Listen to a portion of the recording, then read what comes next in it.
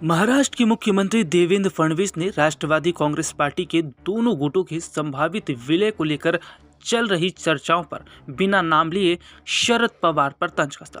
मुख्यमंत्री ने कहा कि अगर सच में विलय की कोई बातचीत चल रही होती तो इसकी जानकारी उन्हें जरूर होती। मुंबई स्थित वर्षा सरकारी निवास पर आयोजित एक कार्यक्रम में मुख्यमंत्री ने अजीत पवार महायुति का हिस्सा थे और मेरे साथ उनके व्यक्तिगत संबंध भी काफ़ी अच्छे थे।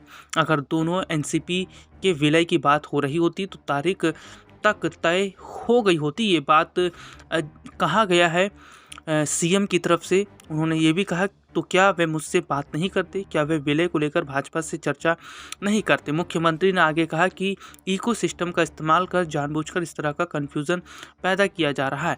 दरअसल अपने दर्शकों को बता दें कि खबर चल रही है कि अजीत पवार की एनसीपी और शरद पवार की एनसीपी का विलय कर दिया जाएगा। अगर ऐसा होता है तो इससे बीजेपी को बड़ा झटका लगने की उम्मीद बताई जा रही है। माना जा रहा है कि शरद पवार गठबंधन बीजेपी के साथ तोड़ सकते हैं। हालांकि बीजेपी की तरफ से पूरी कोशिश की जा रही है कि अजीत पवार की एनसीपी और शरद पवार की एनसीपी उसका विलय ना हो। अगर विलय होता है तो वाकई बीजेपी के लिए यहाँ बड़ा संकट खड़ा होता नज़र आएगा।